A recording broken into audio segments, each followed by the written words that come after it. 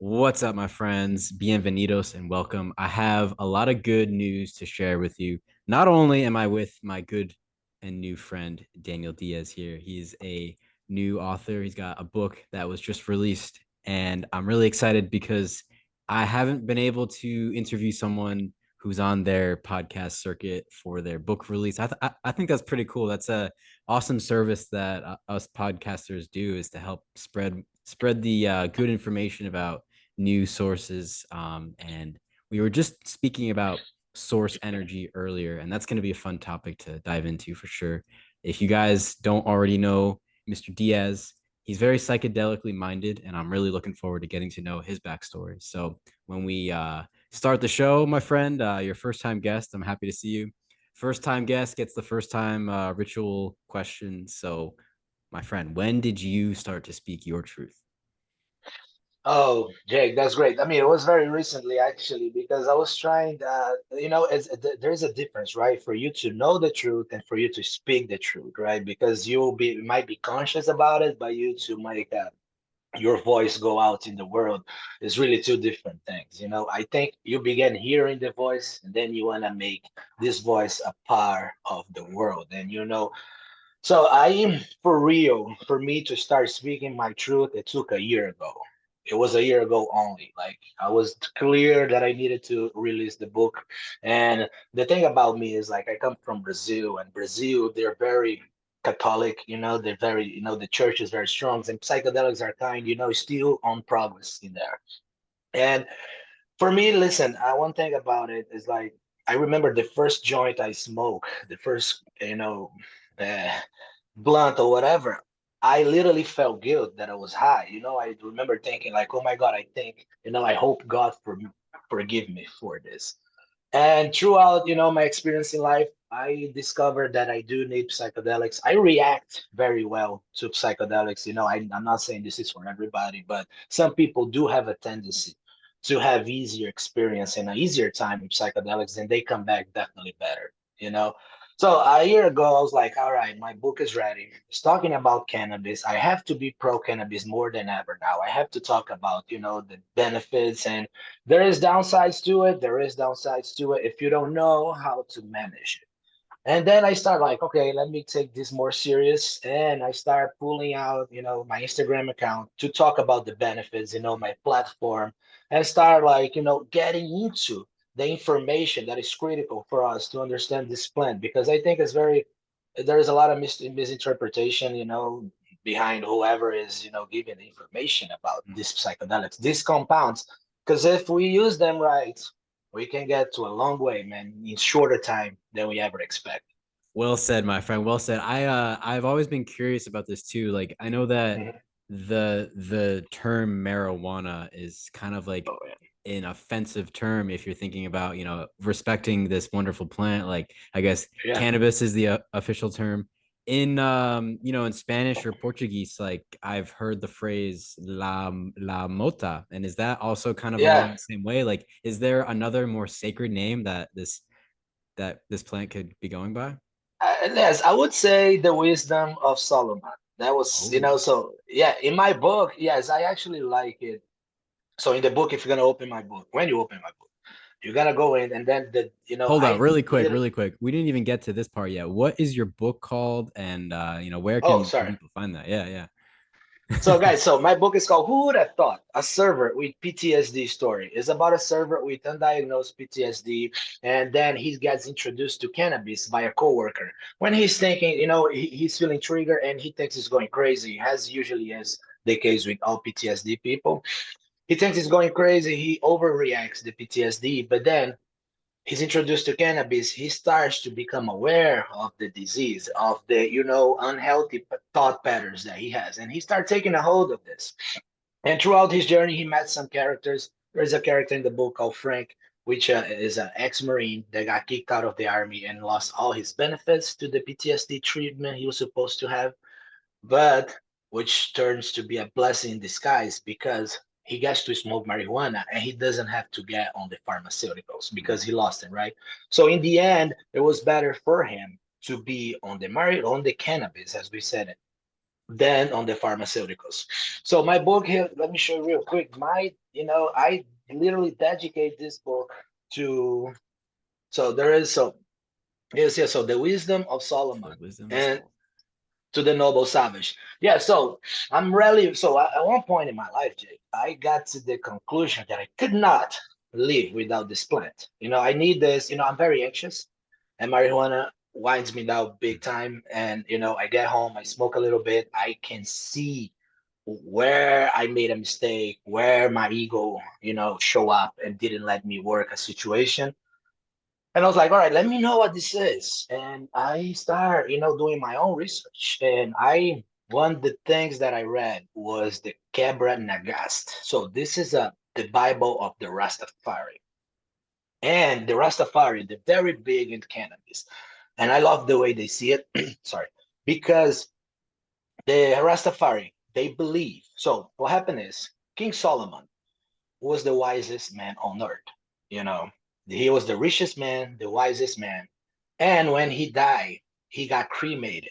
And his ashes was thrown through all Ethiopia, Jamaica, and through those ashes was born a plant of wisdom, which the Rastafari believes when you smoke cannabis, you inhale Solomon wisdom. Mm. That's why, so they have this approach. Of course, I mean, nobody knows if this is true. It can be, but it's a useful metaphor, so you can understand the state that you get into it when you smoke the plant, because it's very nice for you to never, know what they state, the ultra state of consciousness. And then you go into it and you think you're tripping, you think you're crazy. When I hear people saying to me, yo, I smoke a joint, I got too crazy. I'm like, oh man, oh, you don't know how to use the plant Mm. because literally you are accessing a step above consciousness that you don't know you have, and you don't know how to command that. And that's, when the experience becomes bad. It's interesting when you bring up Solomon because I love when Yeah. people weave together like soul of man and they're thinking about like Solomon's temple and how this is maybe it's more of a spiritual dimension that we are accessing. And it's interesting too. I mean, Right. if you're thinking about PTSD and going back to language itself, I know PTSD used to be called shell shock in the same way that Right. the Department of Defense used to be called the Department of War. So our language has shifted around a lot, and then that's interesting. And one other thing I want to Yes. throw on this is that the guilt. I have been there, man. I cannot even begin to describe like how much that guilt could put a negative flavor on your experience, which could be a very healing and beautiful experience if you use it right, which is, I'm glad you mentioned that. And we can definitely chat about that because the same guilt that might be tied in, which was programmed into us over and over again, you should feel guilty. You shouldn't do this. This is a bastardized plant. Stay away from it. When The really devil's like lettuce, right? yeah, yeah. And then someone else today brought up the fact when I was talking to them, shout out to my friend Andy. She sent this really profound meme about calling out sick. It's like we were programmed to feel like calling out sick when you have work is like a horrible, horrible thing. Like you can never take care of yourself.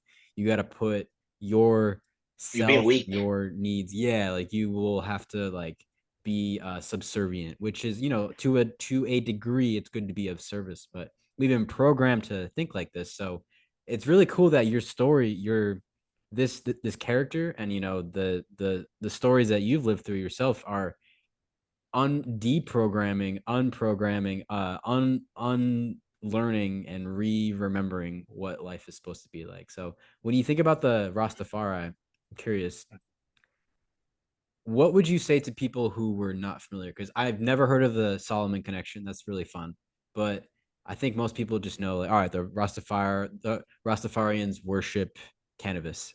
Is there something else missing that maybe most people don't understand? What would you say? Yeah, so for me in the book, so this thing is coming up in the book. There is a talk. I made this quote called Louis, and literally it's based on a real person that I met in my life. And he was, one of the first head chefs that I met in the restaurants.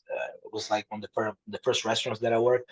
And he was, the most Rastafari guy you ever met. Nice. Long, long dreads, He was always, full of tattoos. He was always like talking cool and nonchalant. He didn't have any worry.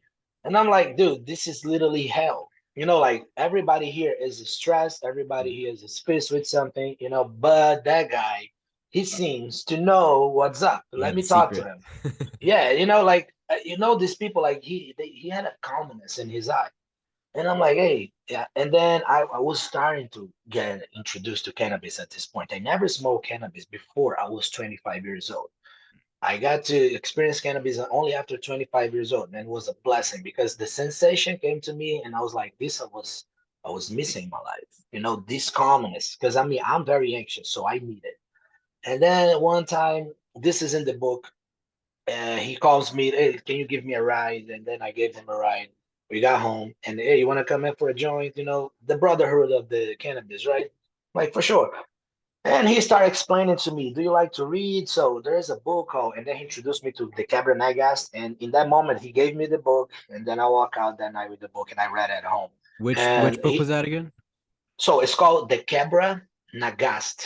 The Cabra is like key I now key A now key E. Sorry, because I'm thinking in Portuguese. It's Key okay. EBRA Cabra. Cabra. Nagast is yes, and Nagast is like Nagast. The Cabra Nagast, the Oh, I Bible see of it. the Okay. The Glory of the Kings, 14th century national epic from Ethiopia. yes, and Jamaica exactly. Okay. Yeah, exactly. So he give me it's a hardcover book. It's not that long though. But I mean, there is the whole Rastafari philosophy in there, and the Rastafari always believe there is a saying there that says it's better to walk for nothing than to sit for nothing. You got to be moving in your life if you want to achieve something. And they say we all have a voice inside of us that speaks. And the only way you're gonna listen to that voice, Jake, is if you shut down your ego. And they firmly believe when you smoke cannabis, they have, some part of the book they go like, you should sometimes you should stop smoking for like a week, and you should just get obliterated at some point because that would do like the work of a mushroom, Hmm. session. Because that would get you really into because I don't know if you had this probably, right? When you overdo cannabis and you get to the, I don't know, it's called the paranoia spectrum of it, Yeah. right? You're just like thinking about the most I like to call it anxiety stuff. mental inflammation because it's like, Oh, like I'm physically I'm okay. Like I'm in no danger, but like mentally I'm like, oh man, this you're is like breathing going too heavy. fast. Yeah. Yeah. You're getting the heartbeat up. Yeah. So that's there's the Terrence McKenna also say this. There's no such thing as a bad trip, right? It's only a trip that you didn't know you needed. Hmm. So whenever you go into this, the paranoia, because remember, man, the benefits of a psychedelic experience actually comes after. In the moment, you might feel it, that is something changing, and it might feel nice, but after the results are real, right? So when you do this and you can shut this voice down, you can hear your own self, right? And the Rastafari, I think the last lesson that you can take, like that is really useful, is that when you shut down the voice, you're gonna hear your spirit talking, and your spirit is gonna give you the direction. And they go into a diet, you should eat healthy, and get your body because they said you can house higher levels of consciousness with a healthy body. Absolutely, You know, man. It's like in the same way that if you drink a lot of alcohol, you will house spirits of the lower dimensions. And it's interesting between Socrates and Bob hmm Marley, they've got something in common where they're both saying know thyself, except I really love this quote and I want to hear your take on it. hmm I think it was Marley saying when you smoke the herb, it reveals you to yourself. So you're able to know thyself through the plant. right. I think that the thing we don't have is clarity, right? We live in a world that you running around all the time. People that are like born into this generation now, they are by nature very impatient. They don't have any patience. They don't know what it is to go to a line and wait for something. Mm. I mean, before you have all these things like you want to take a driver license, you gotta go, it's wait at DMV. I mean, this is stressful for sure, but it would give you like a place to be humble, right? So I gotta wait. I'm like everybody else. Now if you're born into this, you are like, hey, this is not here right now. What the Yeah. fuck?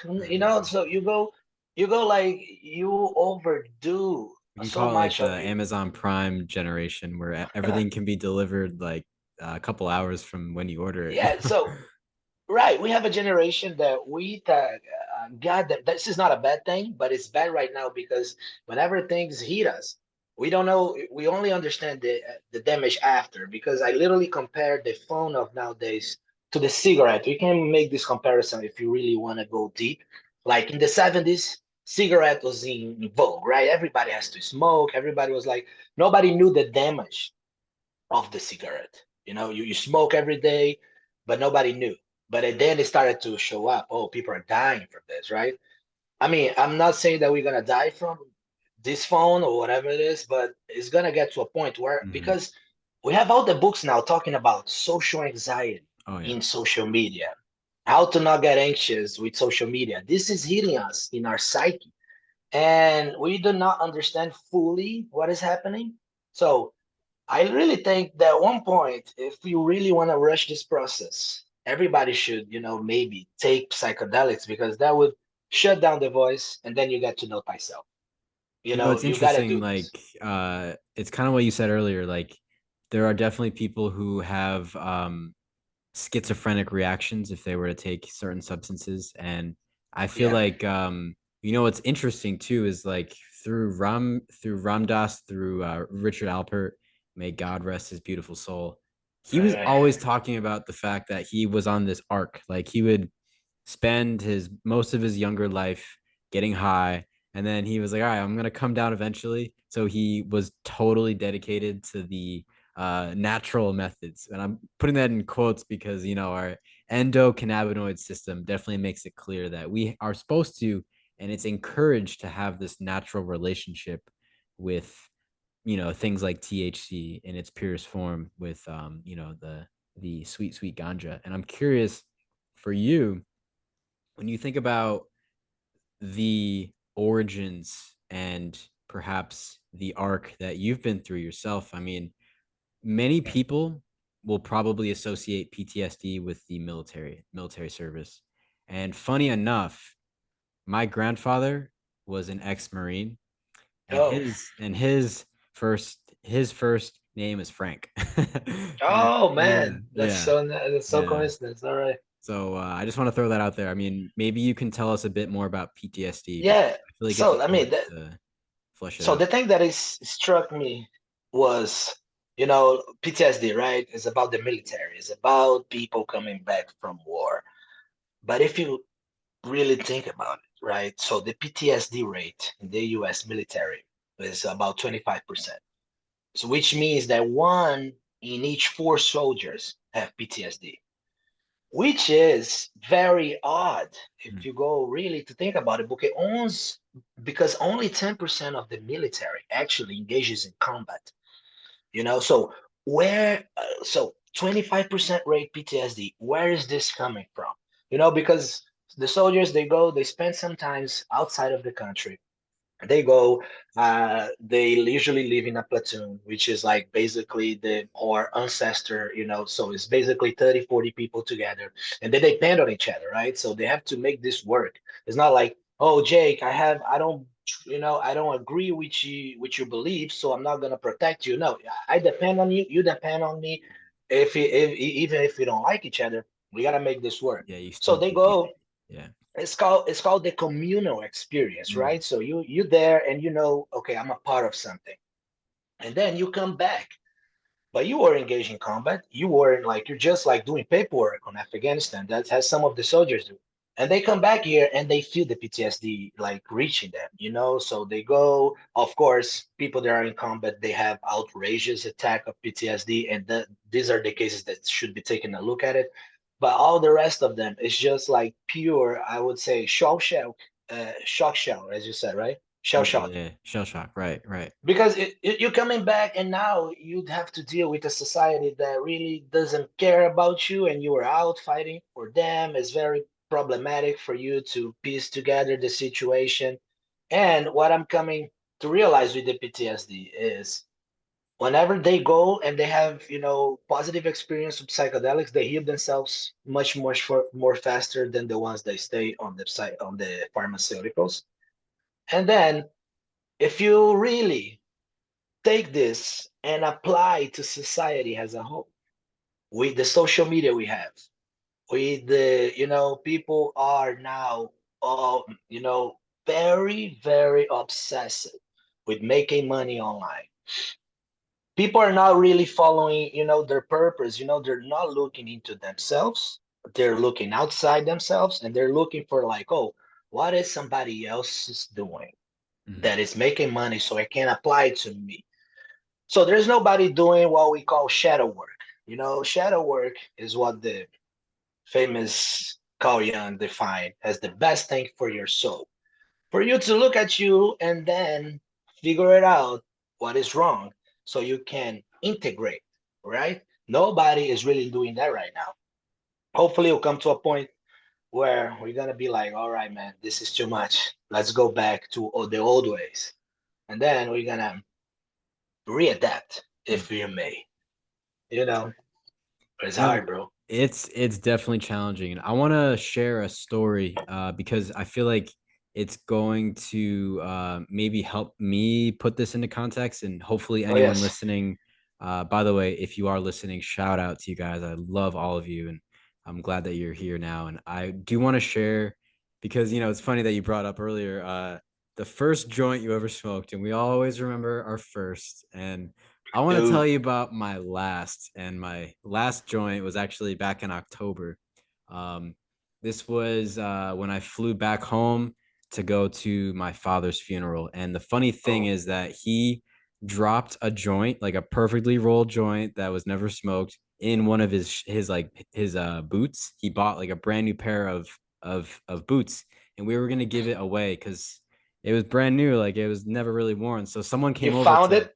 yeah, someone came over to try it on, and they're like, "This it kind of smells funny. Like, did he have like Wow. stinky feet or like no? Like what?" And then he pulls out this perfect joint, and I'm like, "Wow!" It's like he kind of like left it for me. He's like Right. one last gift, but something that my father would always tell me, and he like planned this out. He's like, "Jake, I know that at my funeral, I'm gonna want this song played." And I want you Mm. to like remember this message of this song. So it's called the Long and Winding Road by the Oh, the Beatles. Beatles. Yeah, man. And he would say, and what's funny is that you brought this up, it gave me chills. He would always Mm. say, listen to this song and remember that little voice that's always guiding you. And it makes me think of like Dante's Inferno, and he's going through hell and then purgatory and up to paradise. And he's got his spirit guides with him. It's Virgil, it's Beatrice, it's all the spirits that are helping him and leading him. And so I feel like when I sat back and smoked that little joint that he left for me, it didn't change anything, right? Like it didn't change anything externally. He was still gone. The whole situation was exactly the same, but internally, I was way more at peace. Even though I came down in like 2 hours and I went to sleep, but that experience stayed with me, and there's something permanent about those experiences. And I'd love for you to share anything that came up for you from that story. And I just want to thank you for hearing me out. I've never really told that story before, so appreciate that. Bro, that's a cool story, man. Wow, inside a boot? My God, you Inside the never boot. thought. Who would have thought, man? Listen, my first experience with cannabis was, for me, it took me out of realm of, I felt all my anxieties lift. Mm, That's how it felt. And then I was like, oh, I got for the first time of my life, Jake, I could remember like how it is to feel, mm, to really contemplate a beautiful thing.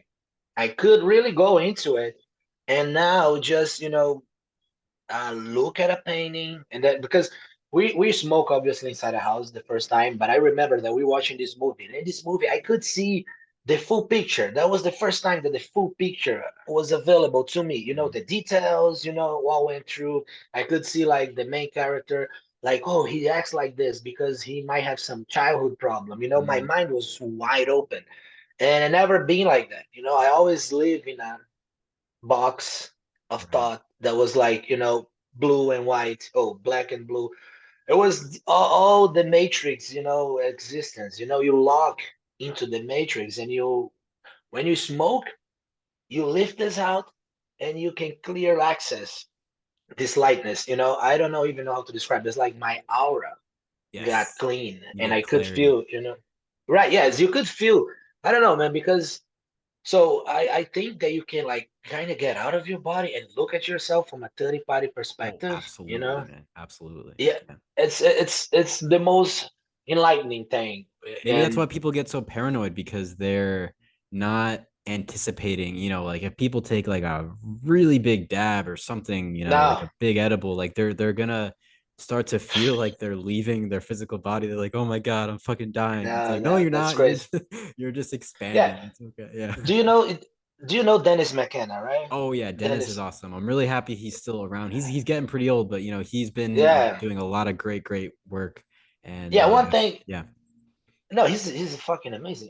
He went to Joe Rogan one time, and Joe Rogan asked him, um, "Do you think we should give mushrooms or DMT to Donald Trump?" And I was waiting for his response. Yes. Like, wow, let's hear from the shaman what he has to say. And his answer obviously left me baffled because I was like waiting for him to say something like yes, but then he said like no. Mm. And then Joe Rogan was like, why? And then he was like, because I don't think it would do any good to him. And I'm like, whoa. And then he went in to talk like he's very, by his age, because Donald Trump is like 70, 75, I guess, 78, I don't know.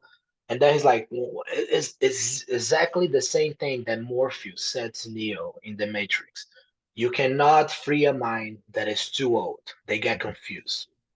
So whenever people, because man, it's not everybody that is willing to know your dark side. You go into your own thoughts and you figure it out. Now what is the source of the problem, and it might be you, and that doesn't feel good, does it? Because you're gonna be like, oh man, it's me that is being this, the person that is pulling this problem. Am I the one? And what I mean, the good thing about it, if it is you that is creating the problem, once you understand that it's you change that, you can like make everybody around you better because you made yourself better. Mm. So it is a huge start, man. So it just takes a little guidance and a little understanding. Exactly. That's all. Exactly. That's all. I want to clear this. Yeah. Yeah.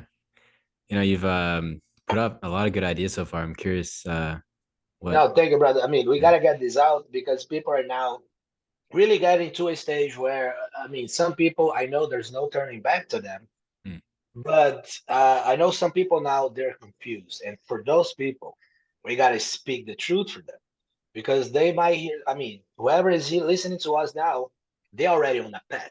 It's not they're like got to us because they were like scrolling and then found us. It might happen, but somebody that is listening to us, you are on a path already. mm, That you are being guided to, something very particular. I would say that it feeds your DNA, your particular physique, everything else, and it's gonna be like make room in the world for you.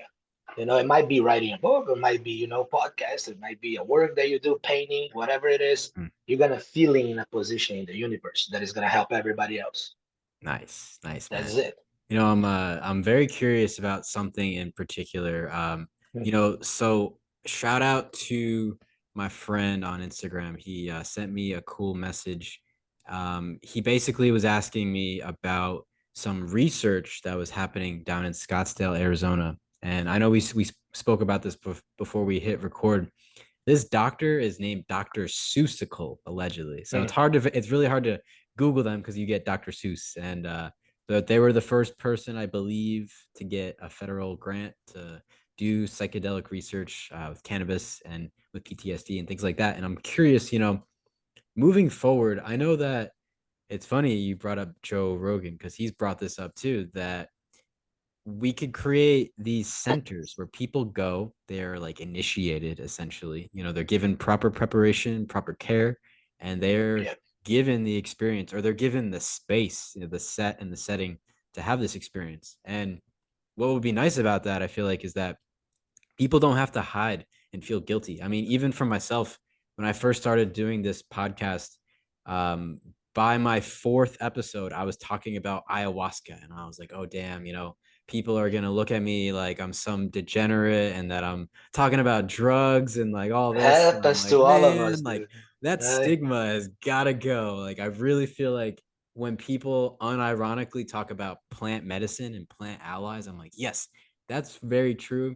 We definitely have this symbiotic, which I know Terrence McKenna said a lot, the symbiosis with nature that is truly beautiful. And I'm curious for yourself, where do you Mm. see this psychedelic renaissance heading as we look forward to, this new research happening, new legal measures being passed? What do you think about all that? Oh man, Jake. Oh well. So if we go, let's go 5 years into the future right now, right? 5 years into the future, cannabis is legal everywhere. That is a fact. I mean, everywhere here in the United States. I mean, right? So 5 years from now, you're gonna have cannabis, and we are discovering that all this AI intelligence now, we have the meta failure, as they call it. It didn't really caught on because all the goggles and stuff. It might caught on in the future, Mm. but it's not gonna address this fundamental issue, which is we feeling the lost soul connection. So we might be thinking that we're gonna go into AI now, and we have some of that. But what's going to happen is a total revolution of the spirit. Because now, if you can compare the time, if we go into the simulation theory per se, we're literally in the 70s. Like we're going to that point where the 60s were ending, and then the 70s start happening. Vietnam War, all those protests, and then people are discovering the summer of love and breaking through. Now we can say that we're almost there, but with a better view yet, because we have the FDA on our side now. FDA has approved treatments with PTSD, treatments with marijuana, cannabis, with MDMA, with DMT, with mushrooms. So LSD, we have a long way to go because this is being loud. You can go to a doctor and tell them, "Hey, I feel anxious. I heard about this treatment, and I want to, look to see if I fit to do a treatment like this because I heard it's very beneficial." So you can go to a doctor now and approach him and ask him about it. And he's gonna give you like, okay, you can do this and that. I have the psilocybin here in a pill. And then you go to a setting setting. Where are you gonna feel comfortable? You're gonna enjoy the experience. You're gonna come back totally different because you have somebody talking to you that is gonna, it is gonna take down the pressure of you get into the realm of like, wow, I cross the spiritual boundaries and now I'm here with myself, my higher self. So whenever you hold that, whenever you feel comfortable, you're gonna do the experience and the pleasure is gonna be amazing after. You're gonna have your life together, you're gonna make some changes, you're not even gonna realize. But it's like your brain hits reset. And that's why we had it, man. I literally think that after a while, 3 years from now, we're gonna come together, a little bit as a species, because we are all divided now. But Trump just got out. I don't think he's coming back because he is like a dividing force. I'm not talking politics, but I'm Oh talking yeah, about his yeah. Like character. archetypally, he is the most divisive figure we've seen in history since like Hitler or Yeah, someone like that. Yeah. it left a bad taste in people's mouth, So we're still lingering to that. And I don't know how the politics is gonna go, but the spirit of the Mother Earth of whatever Gaia is taking a new direction, and the people that are gonna make it in the future. Terrence McKenna made this provision in 1997, and he said there will be a time where we would be interfacing with each other. We would have interface communication. He said that in 1997, and now we do have that. And he also said, we're gonna emerge with AI. Hmm. So we're gonna symbiotic, right? It's gonna be a symbiosis. And the people that are gonna dominate this field, they're gonna have the mind, body, and spirit. These three parts together, they're gonna be one. So right now, the most important thing that anybody could do is shadow work. I'm a huge believer. If you stop and just, get together with yourself and understand your own, darkness, bro, you are huge way. You paving the way for the future, you know, because we gotta come together as humans. We gotta live together, but we gotta be different from each other. That's the beauty of it. Exactly. We're here to celebrate that. And it's Right.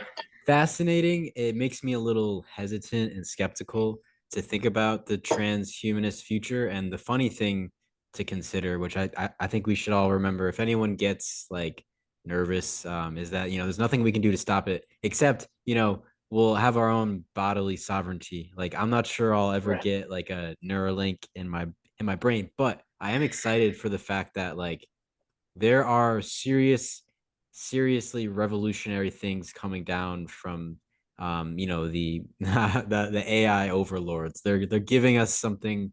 They're producing something very very special, which is terrifying for a lot of people, but also very very exciting. And we'll see. I mean, it's only just begun. But I want to ask you now, in a similar vein, but slightly in a different direction, how did you navigate your creative process? Like, did you ever experience writer's block? And did you kind of discover or create, or what kind of ritual or maybe procedure helped you with writer's block, with getting those creative juices flowing? Did this Hmm. really just spontaneously flow out of you? Like, did Oh you man, bottle yourself up into a corner and type it out for like I a do all of it. yeah. Yeah, I do. I do. So I go through, three main stages that I say. So the first stage is to get the novel, be there. I gotta get the novel out. So what I do in this first stage, which is very chaotic, but I do this. So I go in and I just write. I do not think. I don't worry about making typos. I don't. That's the first stage. Is the rough.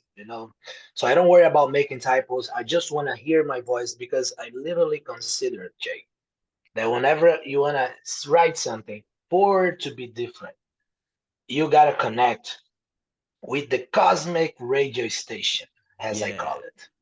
You know, so you're gonna go in the cosmic radio station and you're gonna get your voice coming from there, and you're gonna pick it up and you start listening. You don't judge, you don't criticize it, you just write it down. And then you're gonna after so you're gonna write it down. You're not gonna I do this.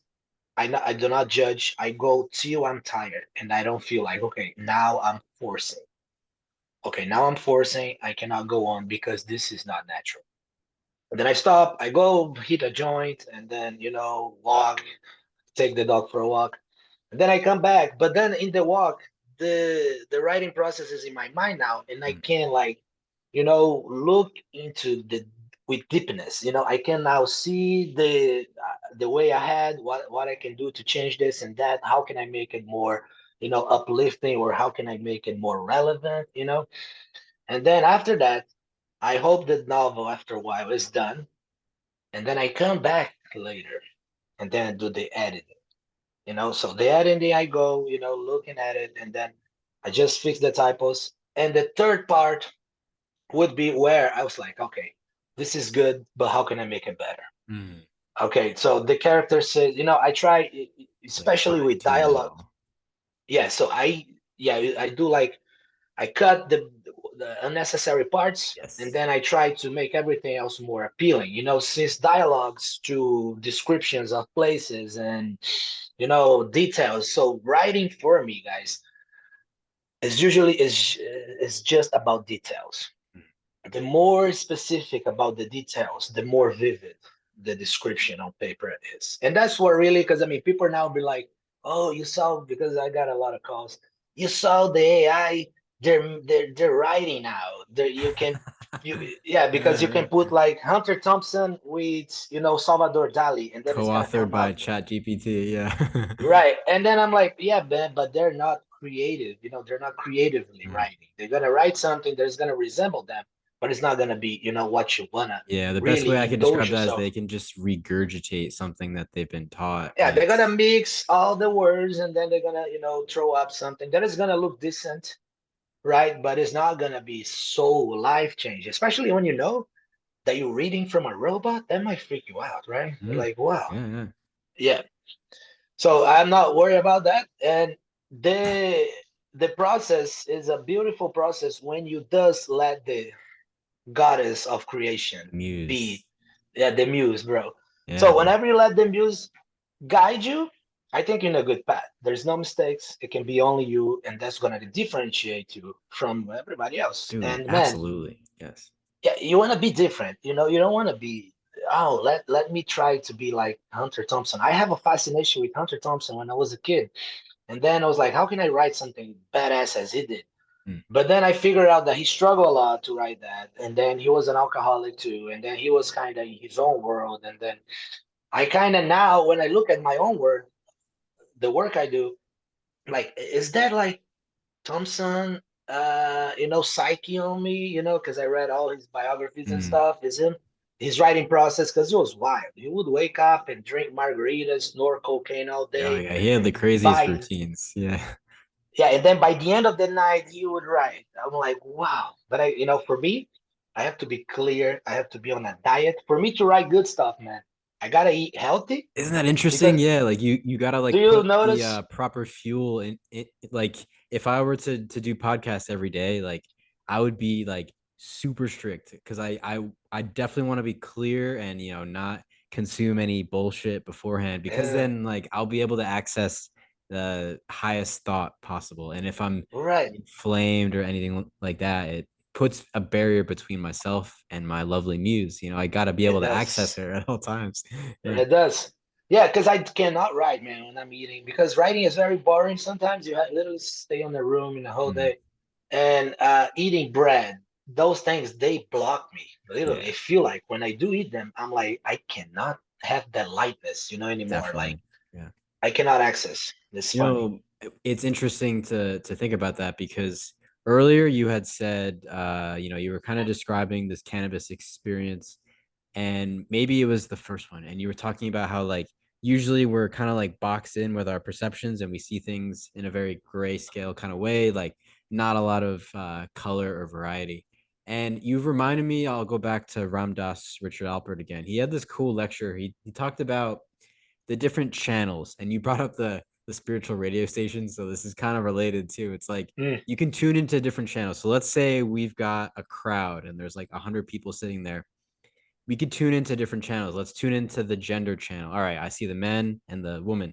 Let's tune into the clothing channel. Like, all right, I see people wearing blue shirts. I see people wearing white shirts. Like you can tune into all these different ways. Let's tune into the astrology channel. Okay, there's all the Oh, Virgos over here, and we got our Scorpios over there. It's like once you start going into this, you kind of realize that it could go on endlessly. And I feel like that's what yes. cannabis has helped me access. Even though, like I had said earlier, I haven't smoked since October, but that almost doesn't matter in a way because it's like once you're tuned a certain way, like an instrument never really loses its beautiful sound once it's been like altered a certain way. I really I believe like that. that. Yeah.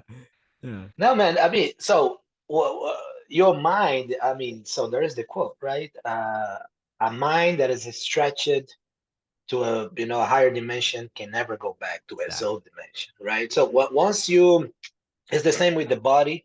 Once I mean I'm very into physical fitness, and one thing that I know is like if you did put muscle on you, it's very easy to like go back to it, because I mean some bodybuilders or whatever people they got they go into a period where they getting fat, but you can see they're not worried because they know if they just go back, the body once the body reaches a stage, they can always go back to Yeah, it. it's That's the very beauty of it, flexible. Yes, and also uh, for us to be thinking in what we our eye catches, it doesn't catch much because we are literally living inside our head. We think we see with our eyes, but we see with the mind. So our mind, our program is programmed by our past experience. Mm. And the thing about the channels, man, I never heard that. That was beautiful. because you literally have access when you stop and give yourself clarity. You know, when you do this, hey, let's go into the channel of the colors. You give yourself clarity to what to look at, and then you notice. Because if you go and you just see the crowd, you're not gonna pick up on the details, right? Nobody. Oh, I I just realized I have the perfect opportunity, and maybe I'm assuming, but I'm gonna make an ass out of myself and just ask you, are you familiar with capoeira? Oh yes, bro, for sure. Yeah, okay, all It's right. an art. It's an art. My friend is really really into it, and I'm just curious if you have any experience with it. I know it's totally random out there question, but I also have a later question about Brazil in particular that I want to ask you No, about. But do it. what do you think about No, capoeira? so capoeira is more of a dance, right? Because I mean it's a martial art, but it's more of a dance where you can get in tune with your body. You work with your legs most of it, and I did capoeira when I was like 8 years old just for fun, and then I got into jiu-jitsu because now jiu-jitsu in Brazil is basically all over the country. But capoeira is very cultural. Everybody that is like Brazilian, they're proud because this comes from the slaves. So it's very beautiful the way the slaves, make a art for themselves. There is capoeira and there is feijoada. Feijoada is the food. It's like beans with pork. Because so let's go back in time. There were like the slaves. There would be, on their part of the house, and the only thing they would have to eat would be the leftover food. And they would put everything together on this leftover, and they would cook this feijoada, which is a pot full of beans, pork, all the rest of the food. And they did it in such a way that was delicious. So today, if you go to Brazil, you gotta try feijoada, and you're probably gonna see some people, dancing capoeira because it's a portrait of Brazil all over the world. Right on, my friend. Yeah, I've got a friend named Gabriel, and Oh, he is really into capoeira. And I just wanted to ask that basically for him, and to kind of see if, well, the cuisine is interesting too because when you think mhm. about the challenges that slaves would have to go through, and using that challenge and transforming it into a beautiful art. I think that's really lovely, and I'm glad that you told that Yes. story. And I want to ask you a slightly different question. I know earlier you Mhm. said you didn't want to talk politics, so I'm not asking as like in any antagonizing way. I'm just asking because I'm curious. But I know that Brazil has been through some tumultuous times. I've seen riots, I've seen protests, and you know, I don't know where you are if you're in the US or what, but I from where I am here in Dallas, Texas, the information that I'm getting on Twitter and any other source is very mixed. It's very varied. And I'm just curious, how would you describe what Brazil is going through now? And, is there anything you want to share in relation to that topic? So Brazil, the funny thing about it, when I came, I'm in Orlando, Florida, and that's Nice. where my novel, goes by. It's in Orlando, Florida, because I show you the different parts of Orlando, like the springs. We have a lot of nature Oh, the here. springs are beautiful, Yeah, man. Yeah. yeah. You just think about Disney when you hear Orlando, but you got to think about nature, guys. That's Mm. what I want to put out. So whenever I move here, and after 2016 election, when Hillary Clinton and Trump were, misbehaving in front of the public, right? They're talking shit to each other. Yeah. I was like, oh my God, I see, because in my country, so it's literally that division, like forever. You have the Workers' Party and you have, the Republican Party, right? They want to do different things and they pray different things. And if you believe in one, you cannot agree with the other.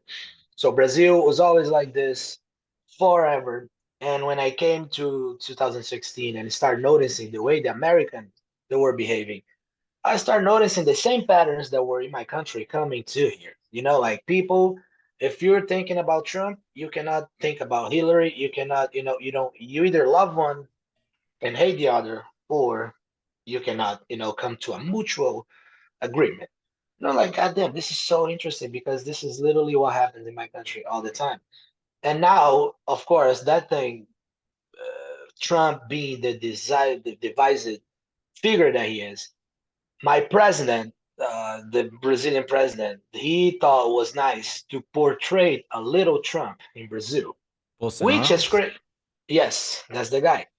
Which is wild because Brazilians, they are very prone to emotion, and if you're gonna stir up negative emotions in them, it's gonna be a wild party, man.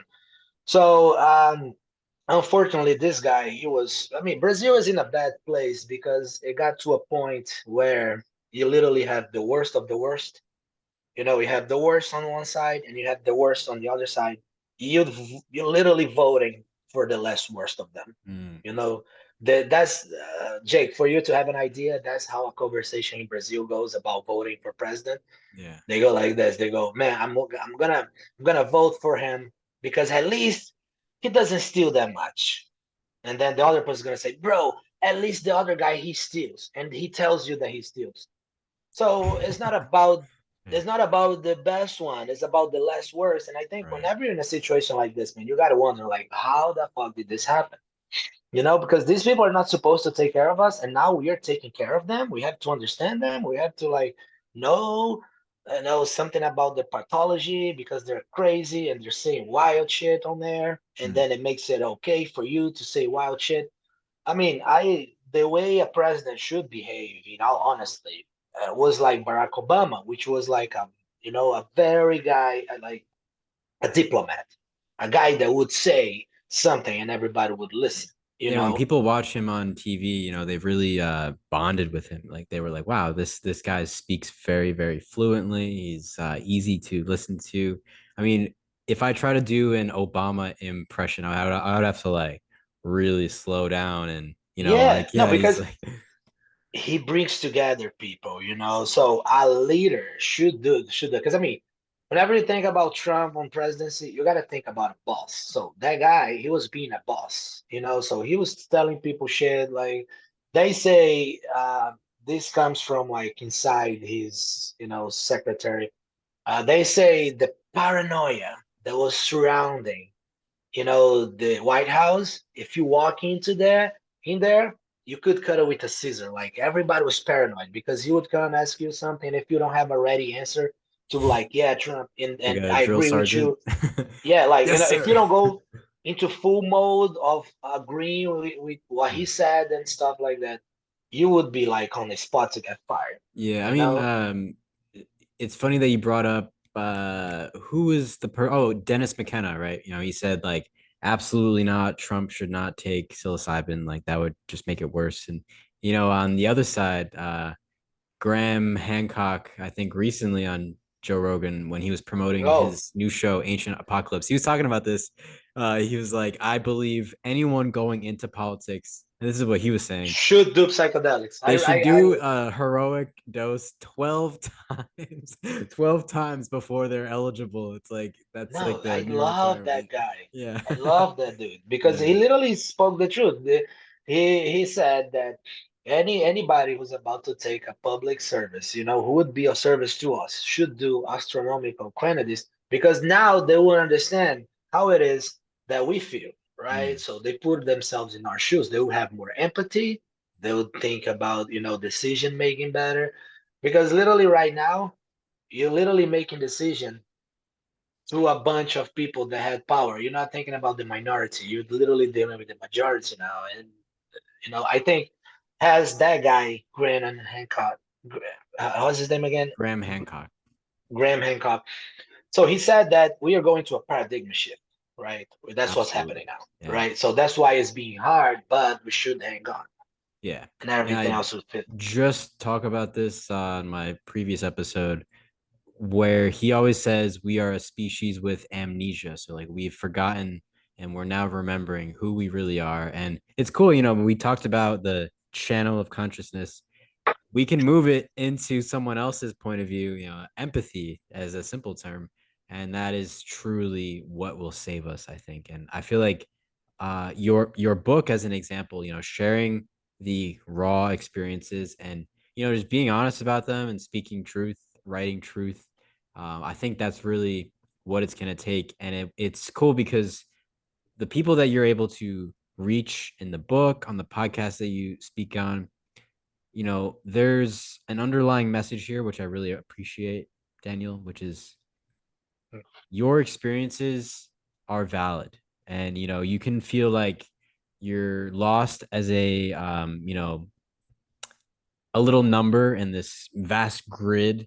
And like the truth is that there's a spirit guiding all of us and wants us to do better if we can really tune in and listen to that spirit, that muse, whatever frame of vocabulary you want to put onto it. And I'm curious for you moving forward. Are you still writing, or are you doing like a different creative project? Like what's coming up next for you, my friend?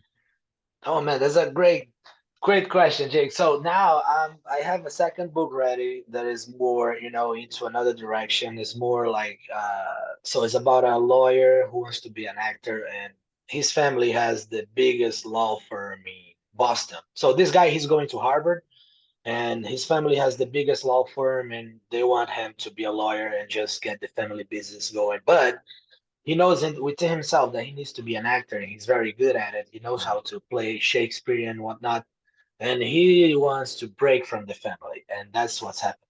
I also have a third book coming out. So this one that I just talked about was it's called The Human and the Play. The World is a Stage. Ooh. Yeah, so it's basically telling you, just hang on your truth and keep moving, because I hate the idea, because, so there's a toxic side of spirituality that really addresses in everything that I write, in every, podcast that I go to, because we're all talking about to connecting with this higher source of energy, but what does it take to connect, right? It takes a lot. And some people, they like to be seduced by the idea and they forget to go to do the work. And that really, gets me off. So the next book I'm talking about is gonna be called Filthy Horny. So What's it just hear called? the name, Filthy Horny. Filthy horny. Yes, it's gonna Nice. be about this guy who just got divorced. This one is not written yet, but I'm in the process. So I do also, before I start writing a book, I lay down everything that I want to put in, Mm. all the issues I want to address, and how I'm gonna make that more, you know, compelling to you.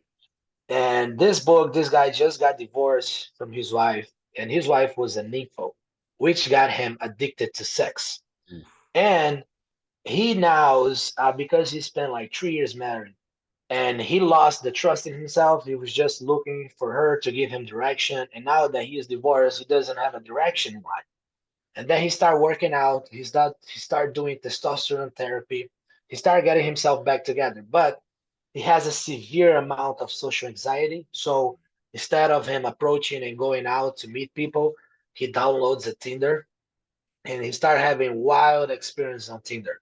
Mm. So this book is all about making yourself accept the sexuality within you, because I think that is really missing it, So if you go talk to people about it, some people would say to you, I don't like sex, or some people would say to you, I don't know what it is about that makes people go crazy over. I'm like, "Well, you may not have, have had the right experience, because there's a lot of healing energy in sex, right? You can't talk about the dirty side of it or the downside of it, or, but if you do right, it's like a psychedelic, right?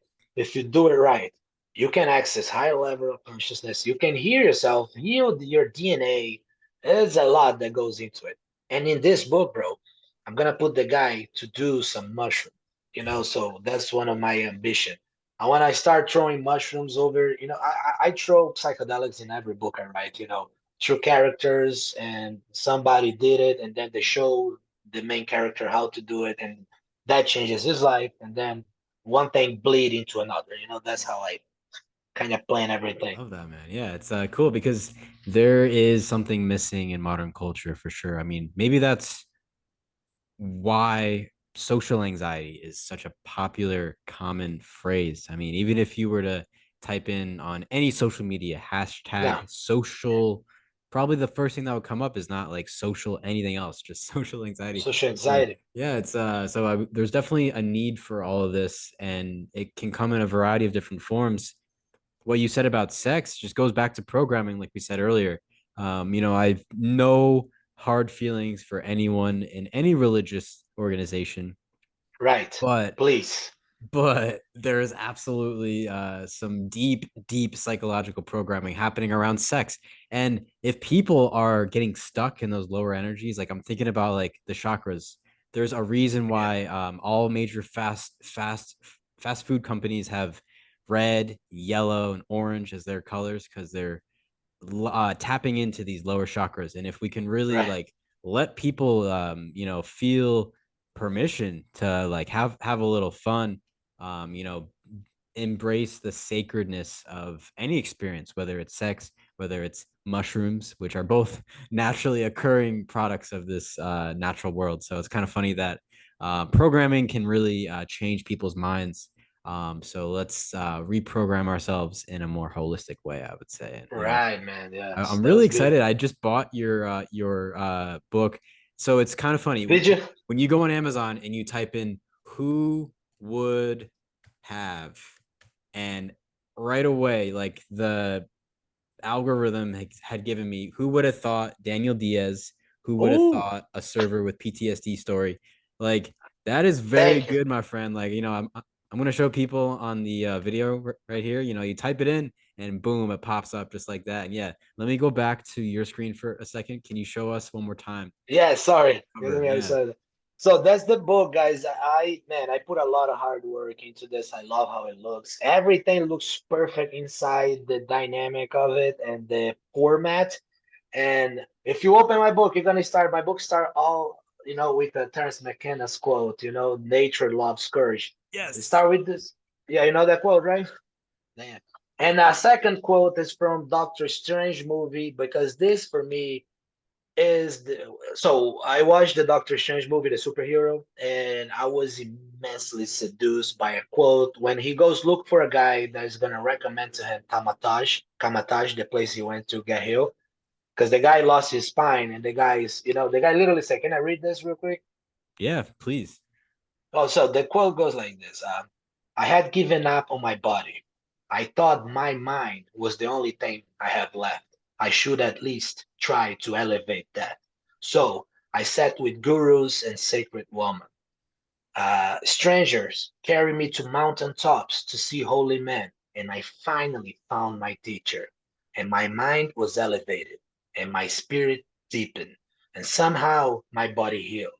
There were deeper secrets to learn there, but I didn't have the strength to receive them. So I chose to settle for my miracle, and I came back home." So this is what guides the book. The guy is gonna go to meet this holy man, to meet this sacred woman. He's gonna go to mountaintops. Mountaintops in the book is gonna be the place where he goes to do free diving and connects to nature. There's a lot of beautiful passages of the springs in Florida, because I really, I want you to read this book, Jake, and you're gonna be like, God damn, man, I want to go on a road trip right now. I want to Dude, go, I love Florida. yeah, Yeah. I want to go spend a whole week on the woods. Yes. Just me, nature, nothing, just rivers, mountains, sky, game, and then psychedelics. You're gonna be with yourself in the best place for you, which is the Great Mother. Absolutely, my friend. And when it Right. comes to, well, all right, let me say this first, really quick. Because you're in Florida, I've got a couple friends in Florida that have awesome shows. You should definitely go on there and talk. One is Project Cheney. Shout out Cheney in Wonderland. And we got the Juan on Juan podcast. And Oh, cool. they would both totally vibe with um your messages. And that's really what I want to focus on as we wrap up here. First of all, that Doctor Strange quote is really badass. I was just talking Thank you. with my friends earlier, a couple nights ago, about Doctor Strange has to knock on that temple door over and over again. He's always denied over and over. He stays persistent, and it takes persistence to go through this hero's journey. And when it comes to hero's journeys, my friend, you always bring something back. So I appreciate that what Yes. you've gone through, you've brought back that gift that you're able to share with everyone else. You're an awesome speaker. I'm really excited to dive into your writing, and I'm happy that we became friends. And I want to wish you the absolute best. Before we fully sign off, though, what message or plug or anything, what would you like to leave with our fantastic and lovely audience today? Nice, brother. So, for me, guys, one thing that is really the point of everything that I do today. The what is so we gotta ask ourselves one question. What is it about money that is so elusive, and are we on a way to get the right money for us because we have something to offer? Or are we on a way to get the money just to make the money? Just for to have it. I would really, to get people to think about this question because that question, when answered correctly, is gonna get you on the right path. So I had a friend that we started doing psychedelics, and he told me one time, listen, man, I do psychedelics, and he is like almost a shaman by now. And he always says, like, I never go after rich people to give me anything, but rich people always comes to me to ask for advice or to ask for a psychedelic experience, to ask for guidance.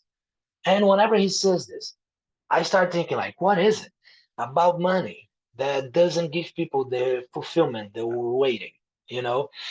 And I think now more than ever, we have a society that is really looking for the easy solution, the easy way to make money, how to be, outrageous on social media so you can get your product to sell. I think that is really disqualifying us to evolve to the place that we should go. So I really want you to answer this question that is it you that are going on that path with your whole soul, or is it somebody else? Because somebody else put that idea on your mind, through, the wrong motivation factor.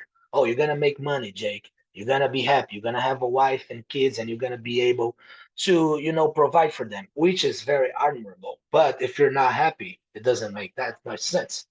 So I want you to really go deep into whatever it is that you do best, man. You do something like nobody else does.